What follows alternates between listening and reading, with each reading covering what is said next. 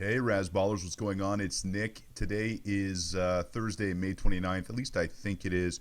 Dates at this point don't matter. All I know is that on August the 4th, we'll be leaving for, we'll be kicking off the 32 and 32 and 32 and 32 and 32 tour in Seattle. That's all I really know. So basically, my schedule right now is just kind of a countdown to that. So it's Thursday. Last couple of weeks, we've had Rudy, the Razzball genius, on. So today I was like, oh, I forgot to book Rudy. I'm just being honest, okay? I made a mistake. But luckily, we have a great pinch hitter. His name is Sky. And you know what? Today, not only is his camera working, your face is somewhat lit up. You look even more handsome than usual. If you want even more light, I can do that. Although that might get a little scary for the viewers. No, it's already scary because you got, oh, actually, okay, now sit back. Sit back Yeah. a little bit in your chair. Yeah. Hey, there you go. I like that. I like that. The Korean mask is still up, but other than that, we're pretty good here, man. So what's going on with you today, Sky? Uh, Nothing much. I had a little bit of a busy night. Had a late work night, and then was helping JFO covering his article for today. And so you didn't Where's get no. JFO?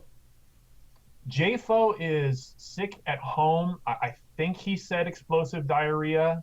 I'm not entirely certain. I can't really say, but he did say he was cleaning the walls quite frequently, and I don't even really want to know what that means. But in either case, he was unavailable. So JFO is one of our regular writers at Razzball.com, and I've asked him, like, hey, JFO, I'd love to get you on the show. You know, we're doing it by Skype. And he's like, dude, man, I can't really get Skype working right now because my baby mama's there, and there's a lot of background noise, and I should have been a bouncer. I'm like, Jay, what are you talking about? Um, yeah. So, just putting it out there that maybe medical marijuana cards in the state of California is not the best idea. You know, you did one of the best JFO impersonations I think I've ever heard, and I mean, he's totally a Spicoli, which is funny that everyone says Gray is Spicoli there, but yeah, you got that nailed. Oh, listen, man, I do. That's all I do is impersonations of the Razzball writers because it's kind of easy. I'm not gonna lie, it's kind of easy. I'm looking forward to you covering me in the next segment. Um, I've done you many times, many times. It's easy uh, because you're our Pacific Please don't Northwest. anyone's soundbite that you've done me many times. I would appreciate no sound bites of that carrying on. Thank you. Thank you. That's a good one, man.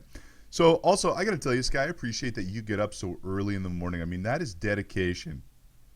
It's like I said, I'm amazed that I'm usually clothed as well as clean when I do this. So not only You're not not only clean, things, brother. You are not clean. Have you looked in the mirror recently?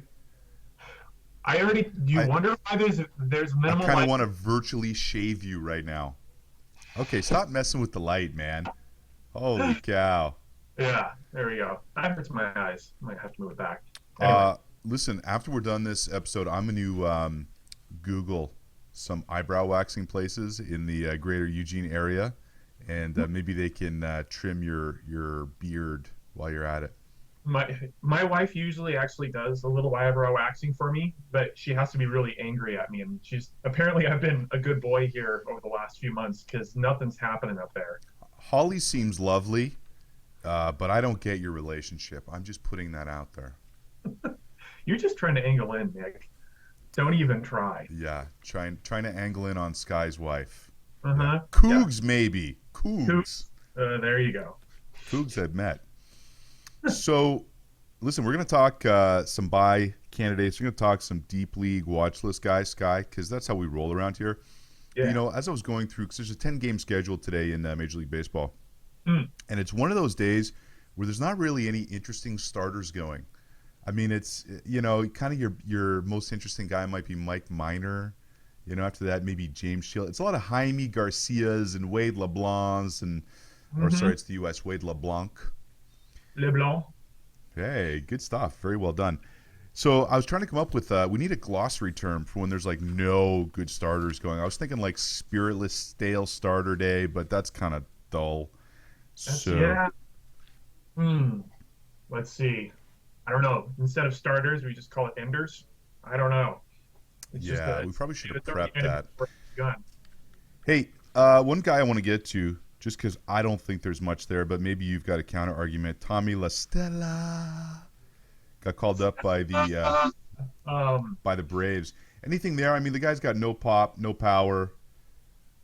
he's a great deep league guy, but it's nothing to get extremely excited about. Like, I mean, I am in a deep league, and I was excited when he came up. We're playing in that 14-team league there together, and he was one of the rookies that I picked up The just in Superliga. case, my D Gordon pick didn't work out, which it did. But Tommy's now sitting in my NA spot going off, which means when I actually have to call him up next week, he'll probably go 0 for whatever. Uh, there's no power, there's no real speed involved, but he is in a good lineup. If let's face facts, the 2 spot in Atlanta has kind of been a cesspit so far. I mean, they've had BJ Upton there, they've What, you had don't like Ugla? yeah, but I mean that second spot in that lineup has been pretty bad. I could easily see him becoming a great value in average and runs if he does well and gets to move up into that spot. But he's really lineup specific whether or not he's interesting. Yeah. Hey, Uh, speaking of which, too, I crapped all over this guy in the hot sheet this morning. How is Martin Prado handbag 77% owned? I mean, he's got 2 homers and he's got 0 steals. Oh, but Nick, he's multi-position eligible. Yes, as so what? You can stream anyone regardless of position of what you need. let's face facts. As guys, we love it when people will do multiple positions for you. We just love that fact. No, he's one of those guys. He's average based, in which people look at somebody who's hitting 270 or 280, and that's why they draft. Or 267. Huh? Or Well, there's that too. You got to look at his career arc to get excited about drafting Martin Prado.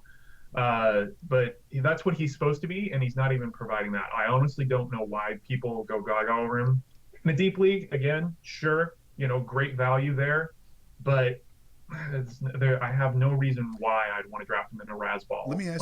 like league. Let me ask you this: if you were the general manager of a real baseball team, Mm. what would you think about this as a trade proposal? I'll give you Justin Upton, and you give me Martin Prado. But he's a grinder. Oh my goodness. Yeah, I Teeth still, grinder.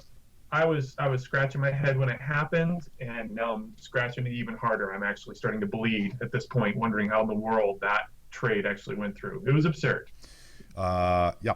So, by the way, when Jay Rong and I come up to Eugene on our way to Seattle to launch the 32 and 32 and 32 and 32 and 32 and 32 tour, I'm bringing a Clippers, and I'm going to just shear you. Shear you Well, like the woolly sheep that you are. well, don't worry. When that happens, after you've passed out from drinking too much, I'll shave your eyebrows off, and then we'll You be say even. that, but I don't pass out, brother. Just one of them though. One for each of you. You know what? This is a true story. This is true. So I was working on cruise ships, and there was this guy. He was British, and he was a nice guy, but he was just kind of happy to be there. And he was that kind of guy when he had a couple beers, he'd be like, "I love you. I love you. I love you." Right? And look, hey, and he worked in the gift shops. He was a shoppy, as they called him on cruise ships. So one night, we were all having a few adult beverages, and he was like half passed out on one of the bunk beds, like, "I love you." So I said, "Hey, I'm gonna shave off one of your eyebrows," and he was like, "No, I'd wager you wouldn't do that." And I'm like, "Okay, so wait a minute, are you technically betting me?" So I went up to the guy and he's half awake, and there was like 20 people in the room, and I took his eyebrow off. And it's not like we're in high school or college. Like, he had to go back to work the next day on a cruise ship. And people were asking, like, "What happened to your eyebrow?" Well, Did he draw it back on, or at least? no, he was from the Midlands.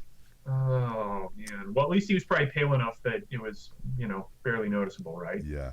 I think because of my size, people probably wouldn't try and take off one of my eyebrows. But I don't know, just guessing. Give me a shot. I'm scrappy, Nick. Yeah, what are you, like 155 pounds soaking wet with a With low jacket on? I've leveled up to 175 on average, but it's all right here. Yeah, that's you see, so you're kind of like a positive sign. Tree. All right, let's talk Yeah. about fantasy baseball. So let's talk about some guys that you might be buying. Mhm. He's a regular emailer to the show, of course. Pedro from Pittsburgh. You buying Pedro from Pittsburgh? Yeah, I made this call last year around this time, suggesting that you buy into Pedro Alvarez, and I'm going to use the exact same reasons because the reasons still hold true. His best months so far have been June, July, and August, and to back that up, last year plus 2012 when he became a full-time starter, 152 games, 40 home runs, 103 RBIs, and a 264 average. And that's the span of July or June, July, and August of 2012 and 2013 combined. So I'm definitely putting him in the buy. His BABIP right now is really low. Granted, he's a fly ball hitter, so that's expected. But his hottest months, both in average and in home runs, have been those 3 months. So I'm definitely jumping in. Really? Pedro from Pittsburgh. But I mean, the guy's owned all over the place. So you're talking about going and getting him in a deal. Yeah, definitely. I'm making buy low calls on him right now just because people are looking at the average. They're going, oh, he's not hitting me 35 to 40 home runs. In fact, he hasn't hit that many home runs in May altogether, and he hasn't hit one in a while. So somebody could finally be getting antsy about him and move on. Yeah. Actually, someone posted the other day in the comment section at razzball.com, does Pedro get the 30 homers? I think he's at 9 right now, if I'm not mistaken. Yeah. And I said it's probably a push. I said I could see him getting to 30 by end of season. Yeah, well, I mean, the big thing is though, I mean, we're only a third of the way into the season, so 9 times 3, you've got 27 home runs. So all he needs is a little bit of a hot streak and I, 30. I was watching the little hamster on the wheel go there as you were trying to do the math. Did you hear the squeak? All right, everyone got all excited about Brian McCann going to the New York Yankees Hmm. of the Bronx Yep. of Manhattan Island, and he's been okay. I mean, I've yeah, Yeah, he's been kind of meh. yeah, he's been very unexciting. I think a lot of people were really expecting him to just bust out big. But there is adjustment period from going from AL to NL and vice versa. It's always seemed to be hard on players. People can remember Adam Dunn's extremely lost season of 160, I believe, with the White Sox. Uh, it's always an adjustment period, but all the underlying stats with him kind of scream that he's a buy low right now. His BABIP is exactly at his average right now, which is 225. That's pretty unsustainable. But given that he has a line drive rate of about 21%, and that's close to his career rate of 20%, and the same can be said for his fly ball rate, it's floating around the same. Uh, I think he's going through a bit of an adjustment period, and once he gets a few more games under his belt, we're going to see a 260 hitter. He could easily push 25 home runs for the year, maybe 30. Who knows with that short porch in New York? He just needs a little bit of a hot streak, and people will forget how this year started for him. If you're not going to shave, maybe just grow in a beard so it doesn't look like. Especially, That would especially when you do require that, because then I see like 7 chins come out. that would require manscaping. It's very weird to have this many chins for being such a skinny guy. I don't know how that works. It is weird. I can literally like triple up here. I've never understood. I got a little bit of the rubber face going on, so kind of going. It's pretty nasty. Uh, I've never understood. I got the rubber face. Oh my God! I guess they're calling you Stretch. Yeah, yeah. Stretch Skystrong. How about that? Go with that. Brett Lawrie of the Toronto Blue Jays might be the most twitchy guy I've ever seen. I I mean, like he's like, I was wondering if he's been cooking backyard meth. Yeah, I swear, when he steps up to the plate, it's just, I'm wondering why he's just freaking out up there. But yeah, I'm definitely calling Brett Lawrie a buy. more so for his 2B eligibility than his 3B. Second base is, it's kind of a weak position. But, let's kind of dive into the stats here. His 236 average is really heavily weighted by how he started April. He started the year going 4 for 40. Since then, he's hit 272. He's hit 7 of his 8 home runs, and he's had to move over to second base, in which he kind of went through a transition period where he kind of hit a little badly there as well. Due to the DL stint, he's only on pace for about 140 games, but he's also on pace for 24 home runs. Given that most people drafted Jerko hoping for about 25 home runs and maybe a 240 to 260 average, moving on to Lawrie isn't a bad idea at all. And maybe people are frustrated still with how he started the year. Let me throw another Blue Jay at you. Not to be too Blue Jay centric here, but Juan Francisco, who is kind of a marginal guy everywhere he's been. Actually, the reason I bring him up is because I offered you a trade yesterday where I was trying to acquire Mr. Francisco, because everyone's like, Juan Francisco, this is a blip. But you know what? The Jays do have a knack for turning, kind of bench guys or underdeveloped prospects into these big power bats. See Jose Bautista and Edwin Encarnacion. Is there any chance that Juan Francisco might be real? I would count him as real. I mean, the big thing with the Blue Jays is, from what I've seen, and from all the power hitters that they've brought through, and even guys you wouldn't necessarily consider power hitters. I wouldn't consider Lawrie a power hitter, but he could have been on pace for a 30 home run season had that DL stint not hit. So they really preach getting these power hitters to sit back and wait for that fastball. They really preach patience, and that's why you see those guys hitting them so hard and so far, as they're getting deep into counts. And Juan Francisco was never really that guy prior to going to the Blue Jays, but he's really changed his demeanor at the plate, where he's waiting on his pitch, and that's why they're going out for him. He's always been a power guy. It's just been about striking out and not having the patience to wait for his pitch. So I'm definitely fine. Okay, let me ask you this. 2015, what are you projecting for Juan Francisco's stat line? The thing is him and Adam Lind kind of have the same thing going on. They're not going to get to hit against lefties. So they're still both guys that are going to play 140 to 145 games. But I could easily see 25 home runs, maybe even a 30 home run stint from him. And he's been playing third base. I buy all things Blue Jays. I'll still buy Colby Rasmus, every single year, just for the plain simple fact that the Blue Jays have a proven track record of getting those power hitters on track. Yeah. Okay, good stuff. Let's talk a few guys on your deep league watch list. So these are guys, obviously, if you're in deeper leagues. So we're not saying go pick these guys up today, but let's start with Darren Ruff. And just so you know, I don't trust anyone whose last name should have 2 Fs that just uses 1 F.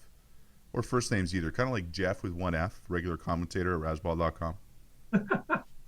You got it. What's wrong with Rough Rider, man? There's nothing wrong with Darren Ruff. So the news came out that Ryan Howard is going to be platooned against left-handed pitching, and his platoon mate is going to be Darren Ruff. Now, it's not something to get excited about in regular leagues right now, obviously. But, Ryan Howard doesn't have the greatest health history of late. He's also older. And he's in all those Subway commercials, but I don't think he's practicing what he's preaching. No, I'm pretty sure he's sneaking a few pizzas in afterwards. And maybe even a couple of Wacos. In any case, they're putting him in this platoon, despite the fact last year that in 182 at-bats in 70 games, he hit 269 against right-handed pitching with 11 home runs. So to me, he's either a Ryan Howard injury or a Dom Brown demotion away from getting regular playing time. And given his power ability and his walk rate, he's definitely a great get. If and when they decide to move that way. Funny you say that, actually, because I actually want to ask you about Dominic Brown. Other than T-Hole's well-established love affair with this guy, maybe that's what's freaking him out. Maybe he's like, I got this underwear model from Seattle who's freaking me out. What happened to Dominic Brown? He was a super prospect. Looked like last year. I know the numbers didn't really back it up, but maybe he started to figure it out. Although I think the Phillies messed with his head with how they kind of brought him up. Yeah, a What's the little bit. story there, Morning Glory? Uh, Actually, you um, kind of look like one of the guys from Oasis. Now that I think about it. would you lay off the damn eyebrows, Nick? No, I'm just kidding. Uh, I could sing you Wonderwall if that's what you want, Nick. What's the story? Um, I so can D totally sing. Brown. Today was gonna be the day that they're gonna throw it back to you. How about that? Dominic Brown. You cover band? You want to be Ringo? Oh wait, they weren't the Beatles. They just wanted to be. I'm I sorry. I have no musical skills. Uh, yeah, Dom Brown. I'm not. The problem is the numbers on him last year kind of screamed regression. His his average distance for home run. I don't remember the numbers, but they just screamed that there was going to be regression. I didn't think there was going to be this much regression. I thought he could have hit 15 to 18 home runs maybe, but he's struggling, and I think that's gotten into his head a little bit, as well as pictures of the T-hole have been sending him. He wasn't a guy that I was huge on coming into the year personally, and I definitely see no buy-in value to him right now. All right. Even in deeper leagues, I wouldn't touch him. Yeah, no doubt. Yeah, frustrating player to own. Nate Shearholtz, another Yeah, deep league watch list type O guy. yeah. He's going to get sad against left-handed pitching, but and last year was probably a little bit of an extreme example of what he could do given a full season. But he's also not the guy that he is right now. He's another BABIP guy that the BABIP's really low. It's at 256. But he also has a healthy line drive rate of about 24%. And so that's telling me that there's some unluckiness going on with his stats. Last year, his fly ball rate was 4.2%. I'm sorry, his home run to fly ball rate was 14.2%. Right now, it's at 2%. That's ridiculous. That's not going to sustain. He should float up to, by the end of the year, at least around 8 or 9. And at this point, you're not looking at season-ending stats. You're looking at pace. He's not going to hit 21 home runs, but he's also not going to hit 3 for the rest of the year either. So if he hits you 10 to 12 out the rest of the way, he's a viable outfielder, especially in deep leagues, for the rest of the way to own. Speaking of the Beatles, let's talk about George Harrison Josh Harrison of the Pirates as another deep league watch list fella. Yeah. By the way, George Harrison, my favorite Beatle. Everyone gets in on John and Paul. I don't get that. It's totally George all the way. Anyway, tangential. Stop using big words against me. I'll bludgeon you with them. See, another one. Josh Harrison, he's a may or may not be kind of guy. He may just be filling in until Gregory Polanco comes up. Or maybe he doesn't. Maybe Polanco stumbles down on the farm. Maybe he gets hurt. Right now, for some insane reason, he's batting leadoff for the Pirates. So he's batting leadoff, and in 20 games in May, he has 2 home runs and a 290 average. Anytime a guy is leading off for a team, I tend to get a little bit excited because at least as long as he gets on base, he should be scoring some runs. Yep. And he can steal a few bases too. So again, this isn't an exciting call, but he's pretty fairly readily available. And in Yahoo, he's 2B eligible. So for deep leagues, he's definitely a nice second base option right now. No, absolutely. I've actually started him a couple times this week in DraftKings as well. Yeah, which oddly he's third base. I don't know what the hell people seem to not know who Josh Harrison is. I don't think he's played infield the entire year. DraftKings, he's third base for like 2,600 for the entire season. And in second base at Yahoo, I don't get it. Whatever. Hey, whatever works, buddy. Exactly. Hey, listen, I'm going to throw another deep leaguer at you. Actually, I tell you what, we're probably not going to see this guy this year. But let me just throw some minor league stats at you. Yeah, and let's play that. You try and guess who I... Yeah. Listen. No, these are interesting stats. 186 at-bats. 349 average. Okay. 15 dongs. So I'm gonna have to guess who this is. Take one guess. You're not going to get it because. I'm gonna throw out Chris Bryant with a backup of Joey Gallo. Yeah, you had it with Bryant. Oh, there you go. Well, he's in my deep league keeper. That was my main NA pick. So yeah. Yeah, let's stop talking about how good your Superliga team is, okay? No, I was talking about my other league in which I'm awesome, not this one. All right. I am first in that one, by the way. All right. In our league together. Chris Bryant. Again, we're probably not going to see this guy this year, but man, you know who he looks like?